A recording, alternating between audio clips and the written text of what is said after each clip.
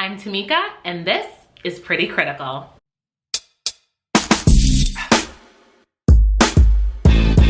Welcome back. Today we are talking about the Clear and Brilliant Laser Facial. I just got one yesterday, and I was so nervous. I had heard so much misinformation about getting the procedure, and I just want to come and clear up some things for you, especially if you have dark skin, because this is one of the few lasers that's indicated for dark skin, but not everybody knows that, and not everybody knows what the experience is like, because a lot of Black people haven't tried it because of the bad things they've heard about certain other lasers. So let's talk through the pain, the process, and the recovery. I got mine done at Everbody Soho in New York City, but the procedure is pretty similar no matter where you go.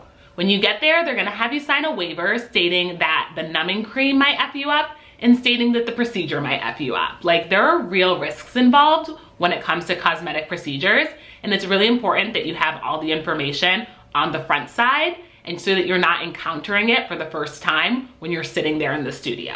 So I actually knew all about the risks, but even reading through it, when I got to scarring, I just got really anxious because that has been the part that has worried me the most. I've seen people with dark skin come out of laser sessions that they thought were safe and just be completely scarred up, like dark marks, keloids, like looking almost burnt. And I was really afraid of that happening to me. I've also had laser hair removal, or I attempted to have laser hair removal. I went to all these sessions, they didn't work. The one time I spoke up and was like, hey, I don't think these are working. She turned up the power, and when I left, I had a bunch of hypopigmentation, so lighter spots all over my legs, and it took light therapy to get rid of them. So I was really hyper aware of the potential for something to go wrong. So I asked her all sorts of questions about scarring. How common is it? Is there anything that people who end up scarring have in common? She said that in her time working there, she had never seen anyone get scarred before. She thought that scarring was likely most common if someone were to not follow the aftercare instructions or the pre-care instructions. So that would be something like using retinol 7 days before or 7 days after your procedure, just not really allowing the skin to be like babied and protected and to heal. Next is the numbing. So they numbed my face and my neck.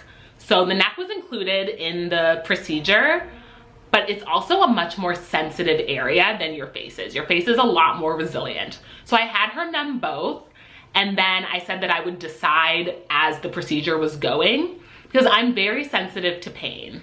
I had read all sorts of things about the pain of the procedure, and it ran the gamut from people being like, it didn't hurt at all, like I literally couldn't feel a thing, my face was so numb, to it felt like fire ants crawling all over my face. And I cannot lie, it hurt. They numbed my face for 15 minutes.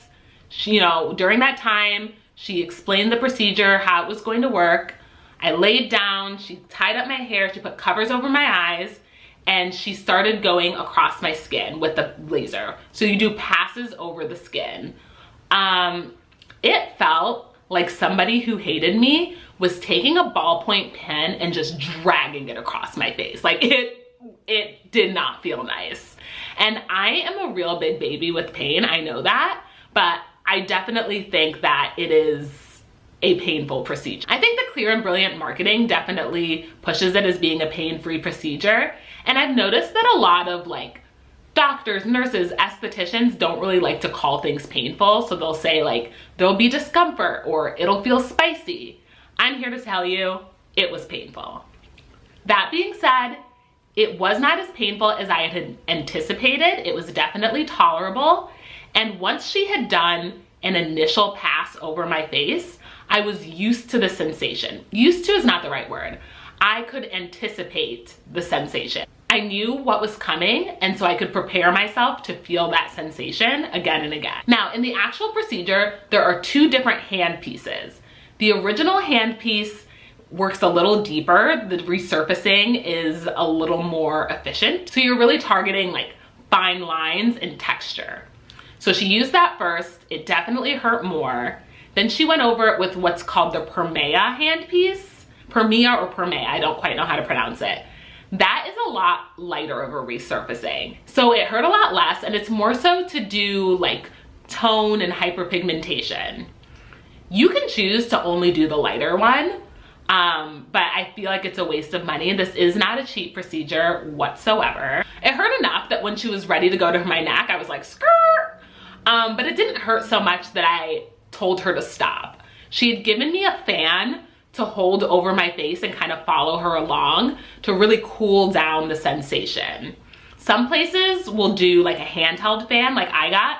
Some have these like hoses with like a icy cold jet stream. I would have loved that, but I didn't need that. It was definitely, like I said, tolerable. Afterwards, my face felt so tingly, so burny. And she had said before we started, like, you know, you're gonna feel like a sunburn feeling afterwards. And I was like, honey, I have no idea what you're talking about. I cannot relate. I am black. But now I know. Now I know, and I know it's not great, and I can't believe you guys go through that every single summer. If I were white or non-black or a light-skinned black person, I'd be scared. Like, the sun is out to get you. She is not your friend. The fact that she can make you feel like that is a problem. But me and the sun, we're like this, and I'll never feel that again, except for the next 2 times I get clear and brilliant. So when it was all over and I'm sitting there and my skin is like burning up, she put like a nice cooling gel mask on me. She took these like spherical globes, she called them ice globes. So they were like round with a handle and they were ice cold, and she did like a nice little massage all over my face on top of the gel mask, like, oh. And honestly, by the time I left the studio, my face felt fine. It was like a little tingly, but it no longer hurt. And it helps that it's pretty cold outside. That like cold winter air felt incredible. And when I got home, I actually did a TikTok on this. And I was saying like the roughness that your skin is supposed to feel afterwards, I wasn't feeling. I didn't have any sort of prolonged pain or discomfort from it. Fast forward to today, woke up, washing my face, feeling it. I definitely do have roughness on my skin, which is to be expected. I was a little surprised that I didn't have any roughness because that is what shows you that your skin is being retexturized. Like, there's an irritation that happened to your skin that now needs to heal.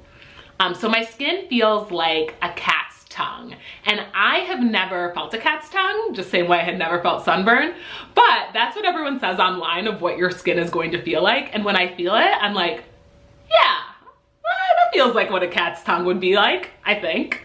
I'm sorry, I don't have a lot of experience with animals. When I left the studio, I put a pic of me up on my Instagram about it, and someone commented and was like, whoa, like you have glass skin already. Not quite.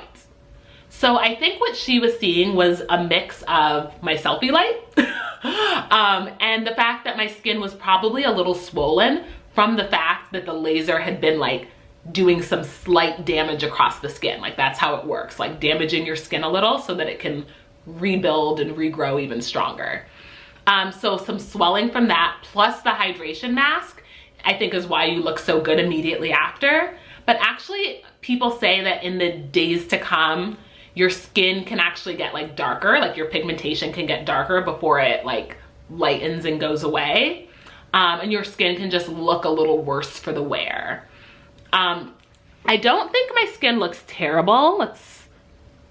It doesn't look its best. Like, I think that my skin generally looks a lot more smooth than this. I do think it looks more pigmented than it usually does. My skin has been actually like really, really great lately, to the point when she went to do the procedure, she was like, oh, let me just take your makeup off. And she was like, oh, you're not wearing any makeup.